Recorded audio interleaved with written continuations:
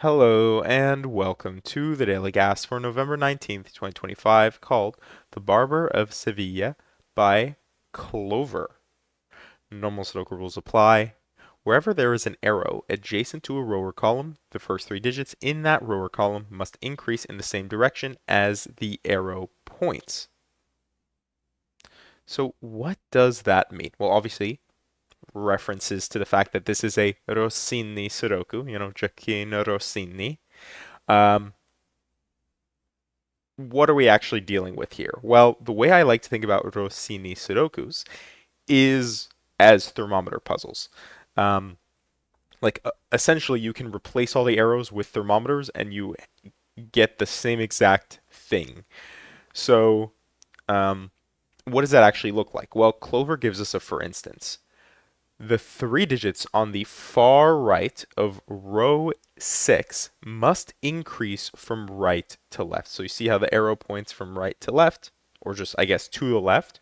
You can essentially think of it as a thermometer that goes from the right-hand side to the left. And again, only the first three cells. So here, for example, you would increase in this direction. You would increase in this direction. So on and so forth throughout the grid here. In practice, that's how these puzzles work. You could draw out the thermos for yourself. If you want to be able to draw thermos and you're like, how in the world did he do that? Just go to settings, under tools, enable pen tool. That's it. Very, very simple. So, with that, those are the rules. Let's just jump right into it. All right, so I think the obvious place to look actually is just here because we have, yeah, look at that. This has to be 1, 2 to get to 3, because again, if we drew this as a thermo, 3 would be the third digit up the thermometer. And then here, only option is 4 because 1, 2, and 3 are taken. And 7, look at that. 7 does exactly, whoops, 7, 8, 9. Don't know how I managed that one. 7, 8, 9, and this is 6. This, I didn't actually think this would work, but it actually does. This has to be either 3 or 2, and this has to be 2 or 1. All right, again, treating this as a thermometer. If we good lift the thermometer, that's what it would look like. 3, though, immediately places 2, 1, and this has to increase to 5 without using 1, 2, or 4, so it has to be 3. 6 can't be 7, so it must be 8, 9. So how do you increase from 5 to 9 without using 6 or 8? It must be 7. Look at that. Very quickly able to do some work there.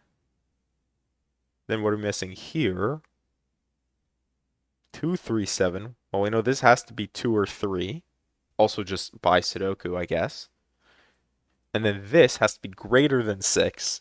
Oh, and it can't be 7 or 8. So it has to be 9. So actually, we just get that very straightforwardly. Well, then if this is... Yeah, so where does 1 go? Look at that. We get 1 here. And then this is 4, because this will be, like I said, 2, 3, and 7. All right, well, let's see if we can just do that everywhere.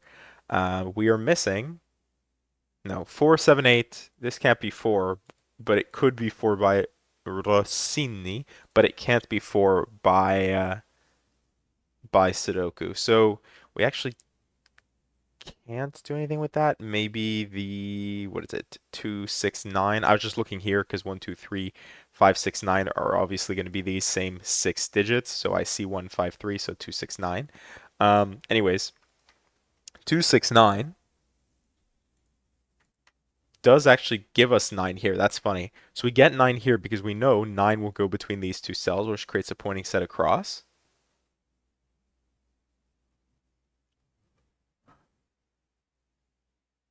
We can't do the same with 6.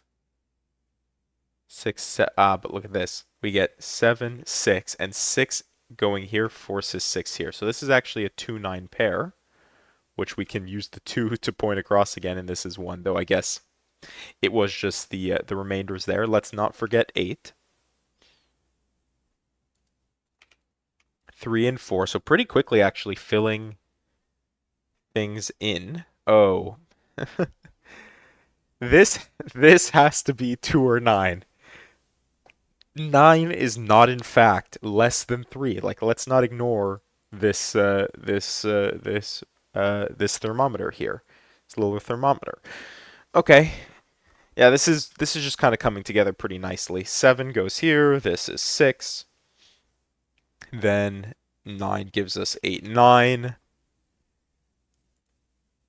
2, 3. 3 gets us 3. This is the 1. Then 4 and 2 get placed there. Across, we're still missing 5, and I definitely did not forget the 5 that goes here.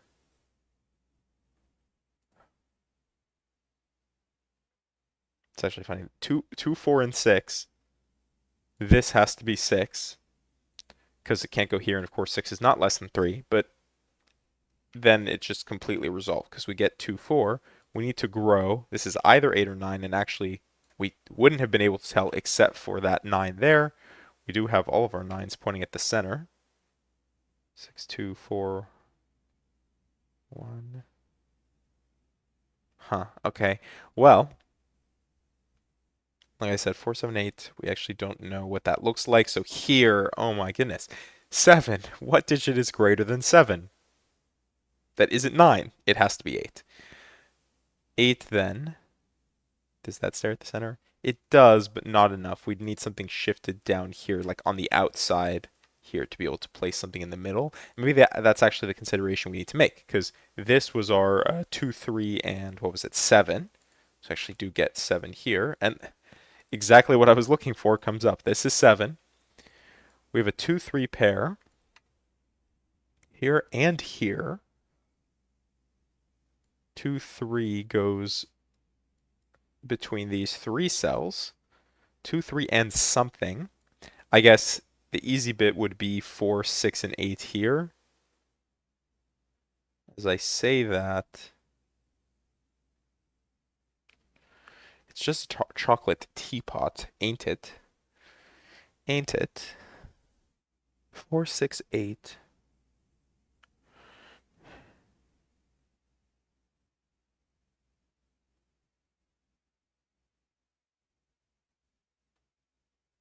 I don't know what I'm supposed to be looking for here. 1, 2, 3, and 5 is what we should be considering, though. 5 is just easily placed. There we go. 5 here. 1. Or do we still really not have the 2, 3 order? Interesting. Ah, but if we look at 2 here, we do get the 2, 3 order. And then the 3's give us 3 here. This is 6. From the box, still that 1. And now 4, 6. Sorry, it gives us the 8 there. That's the 8 here.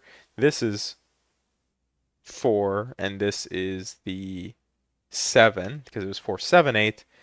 And then 4, 6 to finish us off in 6 minutes and 27 seconds as the 400th solver with The Barber of Sevilla by Clover. So, with that, hopefully you enjoyed, and thank you for watching.